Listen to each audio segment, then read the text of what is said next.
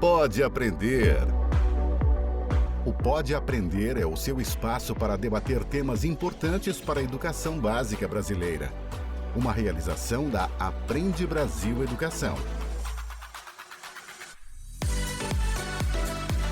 Olá, eu sou a Danae Búbalo e este é o Pode Aprender, o nosso bate-papo qualificado sobre a educação básica brasileira. Continue aí na sua rotina, dando conta do seu dia a dia, enquanto você acompanha aqui mais um episódio cheio de boas ideias e muito aprendizado. Vamos juntos? Então, quando as neurociências começam a observar o funcionamento cerebral, as ativações do cérebro, para determinados comportamentos, como ler, como escrever, como fazer um cálculo matemático, como cantar, como falar, a gente teria aí um padrão de ativação, que é o que a gente consideraria o padrão neurotípico. Às vezes a gente fala muito em educação inclusiva, mas tem uma expressão que eu gosto muito de usar ela, que é inserir a criança, né? Não é só incluir ela ali dentro do ambiente, mas inserir no sentido de que ela se sinta fazendo parte daquele lugar, daquele momento ali.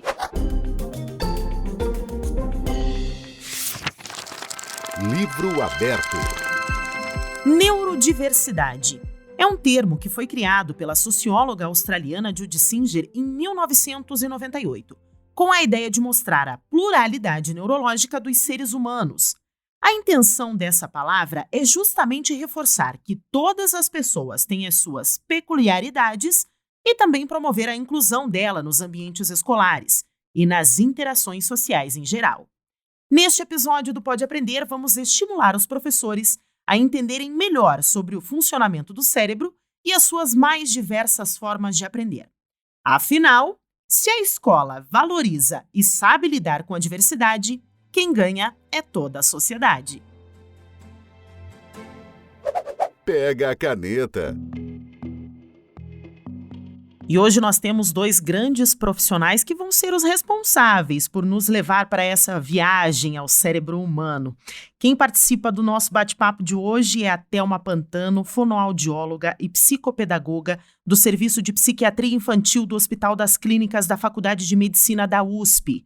Ela é professora, especialista em linguagem, mestre e doutora em ciências, máster em neurociências e pós-doutora em psiquiatria.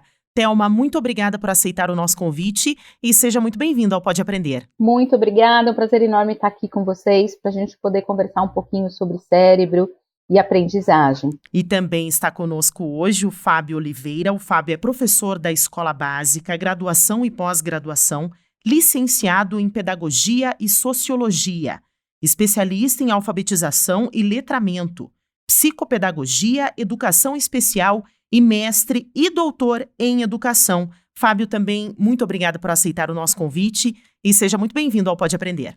Imagina, eu que agradeço pelo convite, acho que é uma oportunidade legal de trocas de ideias e nós vamos ter aqui pontos de vista diferentes, né? E como é que isso se representa dentro da sala de aula. Então é um prazer enorme estar aqui com vocês.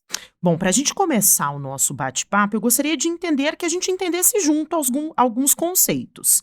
Podemos começar com a Thelma. Thelma, explica um pouquinho para nós o que significam os termos. Eu vou repassar para você: neurodiversidade, neurotípico e neurodivergente. O que significa cada um dos termos? Vamos lá. A gente, quando começa a pensar no funcionamento do cérebro, a gente pensa sempre em padrões. Então, quando as neurociências começam a observar o funcionamento cerebral, as ativações do cérebro, para determinados comportamentos, como ler, como escrever, como fazer um cálculo matemático, como cantar, como falar, a gente teria aí um padrão de ativação, que é o que a gente consideraria o padrão neurotípico de funcionamento. Então, a partir desse conceito de neurotípico, que é aquilo que a gente considera como uma média diária de ativações cerebrais que são necessárias para que uma determinada função aconteça com uma determinada intensidade, a gente tem pessoas que não estão dentro dessa média. Isso não quer dizer que essa função esteja inadequada, mas que a gente tem ativações em áreas diferentes com intensidades distintas, isso por diversos motivos. E aí a gente começa a ter a neurodiversidade. Essa neurodiversidade são esses diferentes funcionamentos, né? E essa neurodiversidade, ela mostra pra gente né? Que é a riqueza que o ambiente propicia para diferentes formas de funcionamento cerebral. Meu cérebro pode funcionar de formas diferentes em função de estímulos diferentes que vêm do ambiente. E o neurodivergente é aquele que funciona de uma forma bastante distinta dessa neurodiversidade, mas que a gente também consegue agrupar em padrões.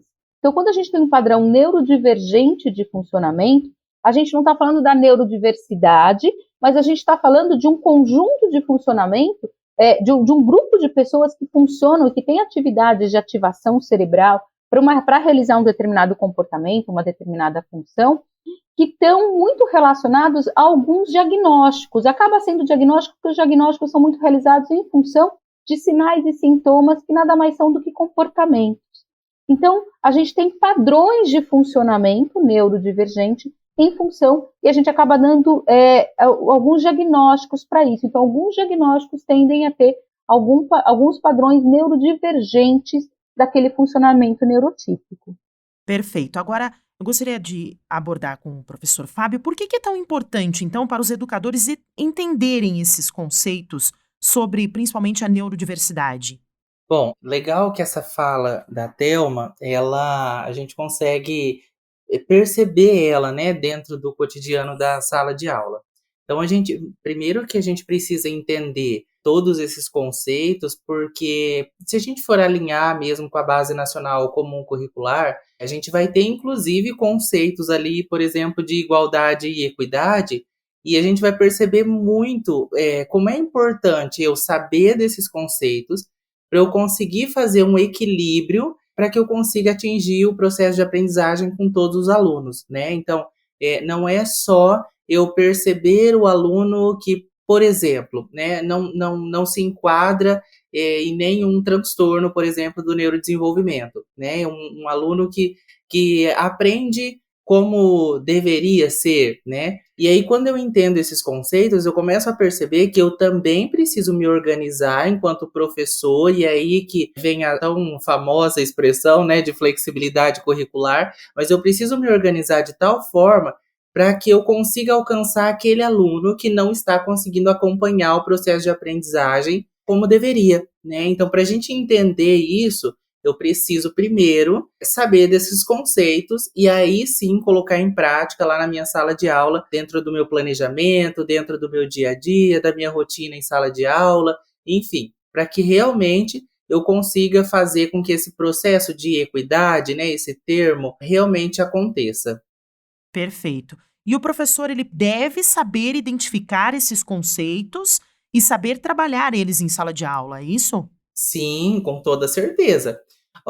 Vou citar um exemplo, né? Então, eu trabalho com a educação especial na clínica, mas também trabalho com a educação especial dentro da educação básica, né? Como modalidade de ensino. E a gente percebe, por exemplo, como uma criança com TEA, né? Com autismo. Quantas adaptações eu preciso fazer, não só de currículo, mas também de ambiente, de lugar, enfim, assim como a Thelma falou, né, das questões que afetam comportamento, né, parte comportamental, então eu preciso me organizar de tal forma que esse aluno consiga mesmo avançar dentro do processo de aprendizagem, mas para que ele consiga avançar, eu primeiro preciso entender o conceito, depois que eu entendo o conceito, eu preciso entender quem é ele e as peculiaridades dele, as particularidades dele ali, e aí sim é que eu vou conseguir fazer com que ele se integre mesmo, né, ao processo de aprendizagem. Tem uma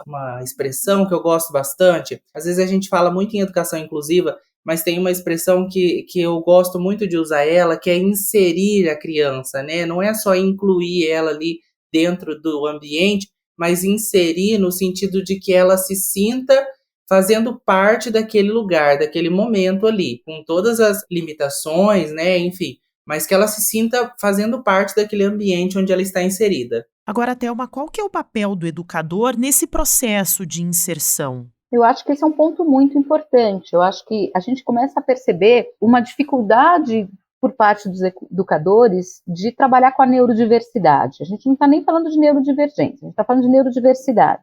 Então, assim, é como se todo mundo tivesse que funcionar dentro do mesmo padrão. As mudanças, diferentes padrões que a gente tem, já tornam para o professor difícil modificar a metodologia de aprendizagem, a metodologia de ensino, né?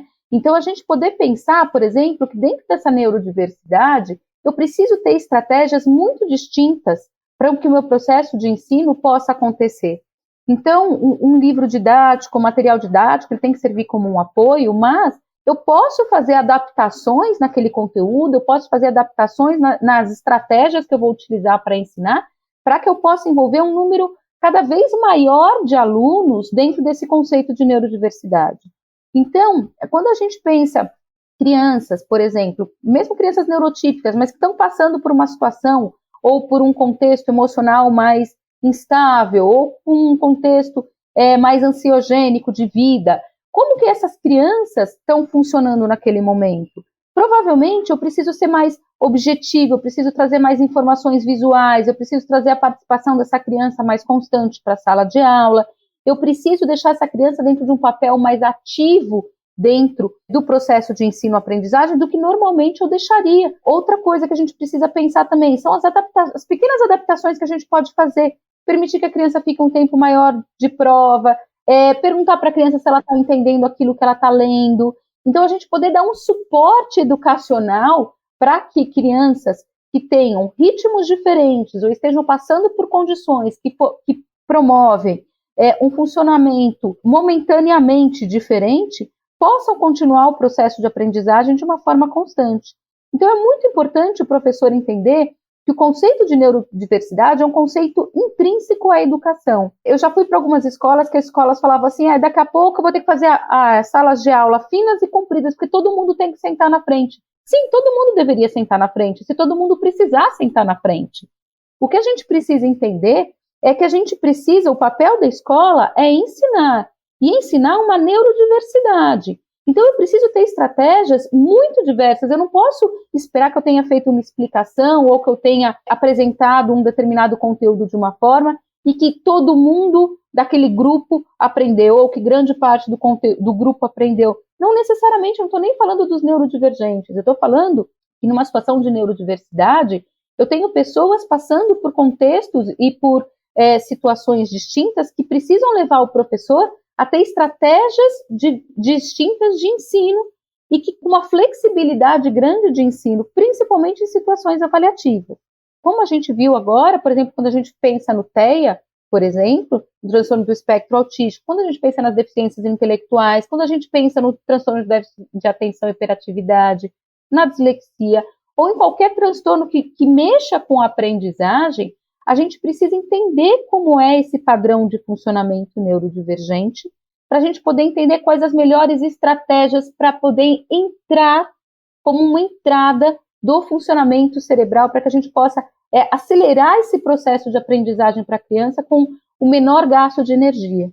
Poder entender um pouco essas diferenças são existentes, são intrínsecas ao processo de educação, mas que principalmente a gente precisa entender que é essa flexibilidade para o professor para o processo de ensino. E eu acredito que a gente chegou num ponto de extrema importância que não é somente do educador, né, mas também da escola como um todo, o corpo escolar como um todo, ter um papel fundamental nesse processo, não é mesmo, Fábio? Você tocando nesse ponto, eu me lembrei de uma situação que a gente vivencia muito, onde a escola tem a ideia de que o aluno é exclusivo do professor, né? Então, é só do professor regente ou só do professor de apoio, enfim, do professor da sala de recurso multifuncional, mas quando, na verdade, o aluno ele é da escola como um todo, né? Então, todo mundo é responsável pelo atendimento dessa criança. Isso é uma informação que a gente precisa ter muito bem pensado, porque todo mundo vai ser responsável pelo processo educativo dessa criança. A Thelma falando, né, da questão das adaptações curriculares, como isso é extremamente importante.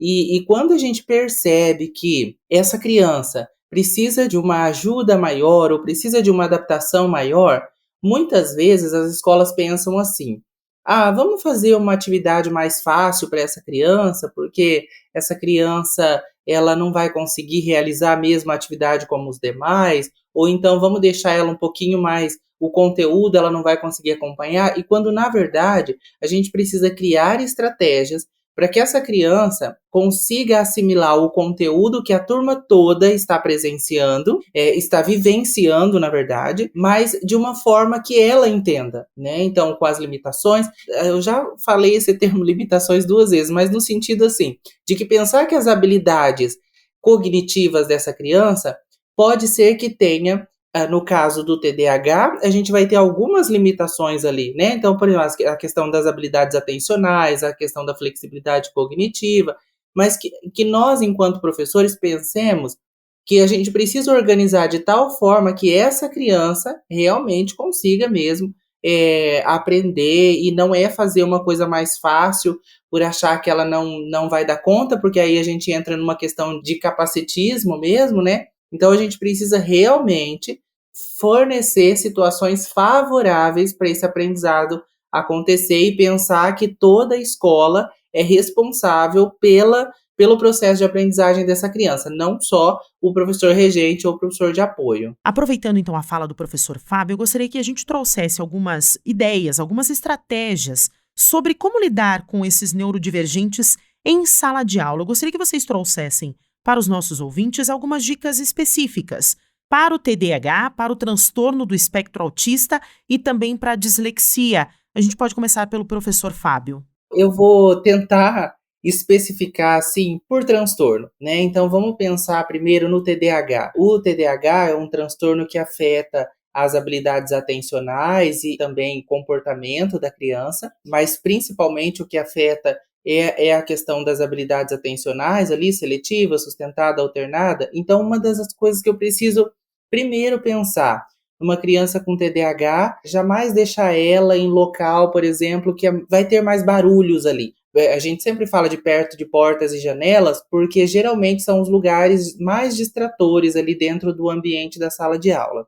Outra situação é a quantidade de informações que se tem dentro da sala, né? Então, limitar um pouco isso, não colocar tantos cartazes como rotineiramente a gente observa dentro das salas, mas a gente fazer uma limitação dessa quantidade de cartazes justamente para que nós conseguimos o foco do nosso aluno para o que está sendo ensinado naquele determinado momento. A questão de combinados, então fazer combinados com esse aluno. Eu sempre falo da questão do uso de post-it, né, para marcação de tarefas importantes, porque às vezes o professor passa o enunciado da tarefa no quadro, mas a criança com TDAH, ela às vezes copia pela metade, ou copia a primeira parte, depois não copia a outra.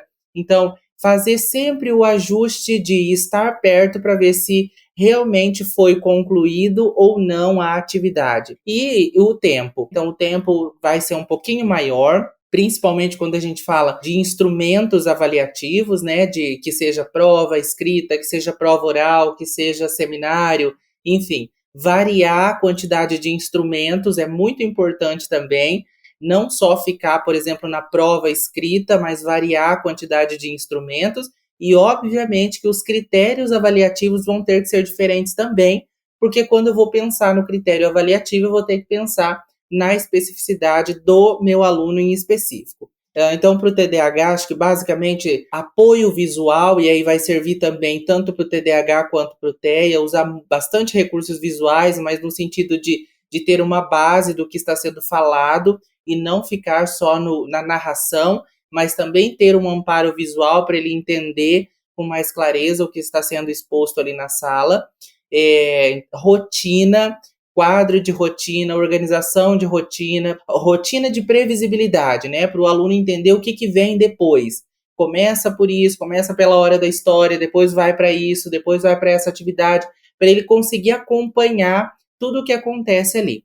E para a dislexia, uma coisa que eu sempre oriento é a questão do ditado, né? Muita gente gosta de fazer ditado, principalmente nas salas de alfabetização, mas a gente também precisa ficar atento que a criança com dislexia, principalmente assim, crianças que ainda estão em processo de diagnóstico, ou bem no comecinho, né? Porque aí não tem um tratamento, não tem uma intervenção ainda com outros profissionais, mas essa criança, ela vai começar a fazer, por exemplo, trocas de letras, né? Pares de letras surdas e sonoras, que a gente chama, né? F, V, T, D, P e B, que são letras que têm o mesmo ponto de encontro na boca, mas uma tem uma sonoridade, a outra não, uma vibraçãozinha. Então, para a criança que tem dislexia, o ditado vai ter uma influência grande, porque ela pode errar muito no ditado, e aí a forma com que você vai conduzir a correção desse ditado é que vai fazer uma diferença. E aí eu vou ainda citar uma outra situação. A gente tem que levar sempre em consideração a questão da zona do desenvolvimento proximal, né, que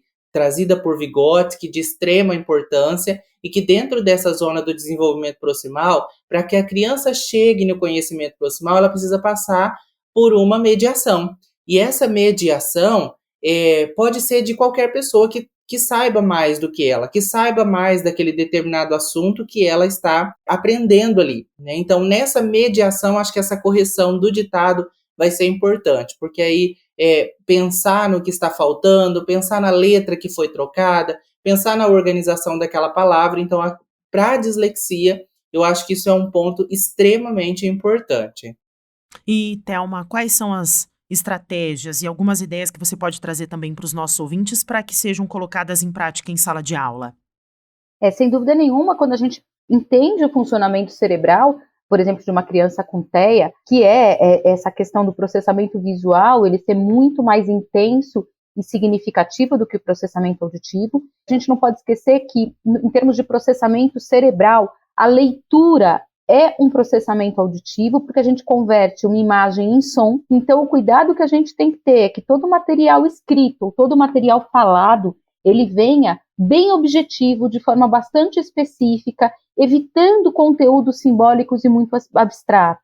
Então, muitas vezes, essas crianças, a gente precisa ficar muito atento com a forma como a gente ensina, o que a gente está ensinando. Vou dar um exemplo, por exemplo. Eles podem aprender a fazer adição, mas se eu for ensinar a adição por decomposição, muitas vezes eles não vão conseguir fazer o cálculo matemático através daquela conta que é o objetivo final do processo da aprendizagem da adição. Então, muitas vezes, vale a pena para o TEA a gente ir direto no final, mostrar como é a estrutura, como a gente arma uma conta, como a conta vem armada, ou como uma expressão ela é apresentada, uma expressão numérica, e a partir daquilo a gente vai trabalhando os conceitos intermediários. Eles têm a tendência de ficar em detalhes e não conseguir ver o todo, e isso faz com que muitas vezes eles não consigam ter a flexibilidade da aprendizagem, e a gente ensina o conteúdo pedagógico todo da sala de aula, ele vem em pequenas partes que vão se ampliando. Isso para o TEA é muito difícil.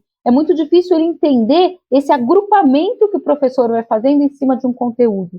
Então, muitas vezes é importante que a gente ensine para o TEA, por exemplo, o fato da gente ensinar a alfabetizar com letra bastão torna muito difícil a entrada da letra cursiva. Então, a gente fazer desde o início, desde o momento que a gente recebe crianças com esse diagnóstico, a gente ter muita clareza de qual vai ser o traçado que a gente vai ensinar, qual vai ser o traçado primário. No caso do TDAH, a gente tem padrões muito diferentes e orientações muito diferentes quando a gente tem as questões comportamentais, mas a impulsividade aí como uma evidência, tanto a impulsividade comportamental quanto a impulsividade do comportamento, mas que aparece muito na escrita ou na fala. A gente tem que pensar que a gente precisa de atividades curtas, atividades focadas, com conteúdo reduzido, né?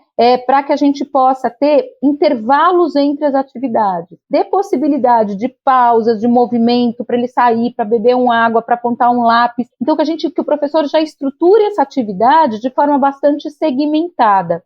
E isso também deve ser uma constante quando a gente pensa, por exemplo, na apresentação do caderno desse aluno. Ele não vai conseguir fazer uma cópia de uma lousa inteira, então que a gente possa ensinar estratégias mais dinâmicas, como mapas mentais, palavras-chave.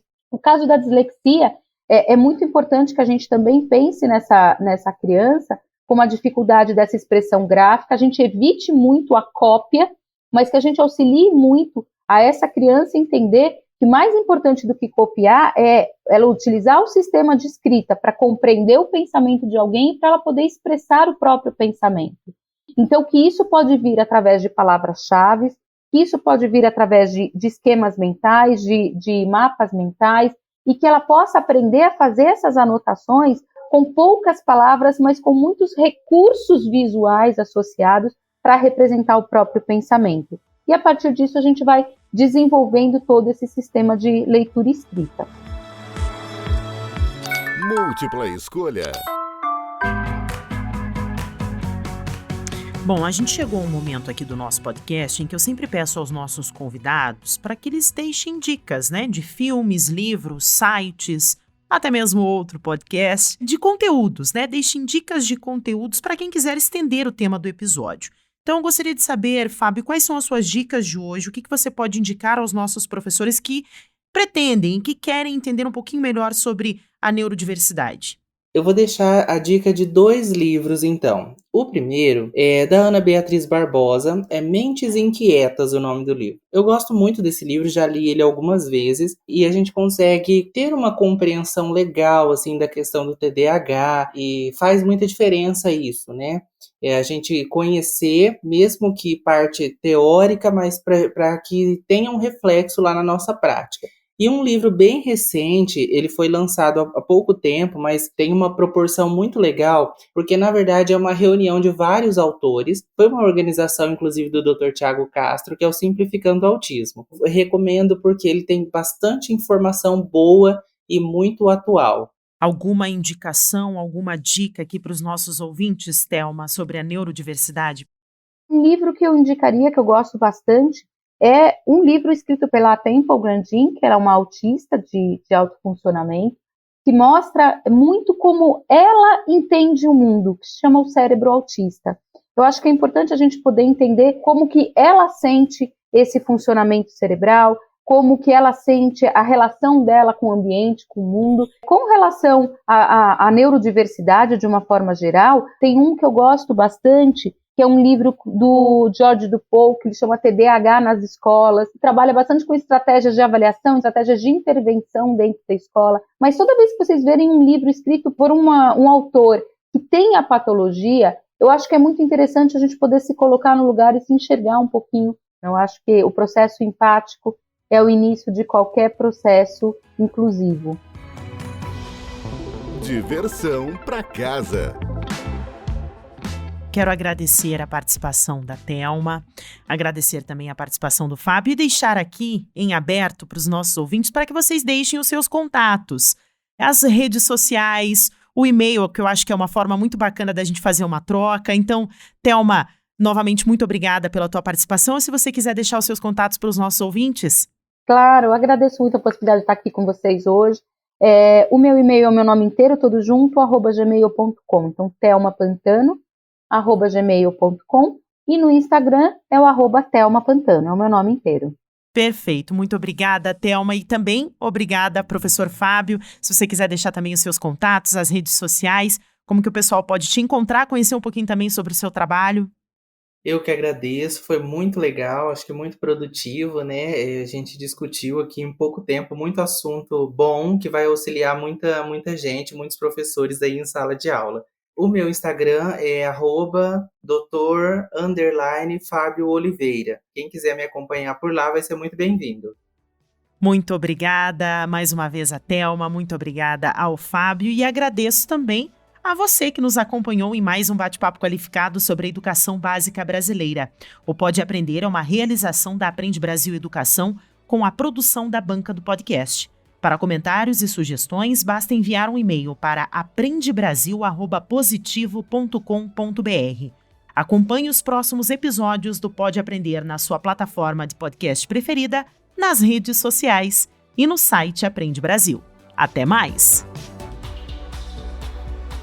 Com produção e edição da banca do podcast, o Pode Aprender é uma iniciativa da Aprende Brasil Educação.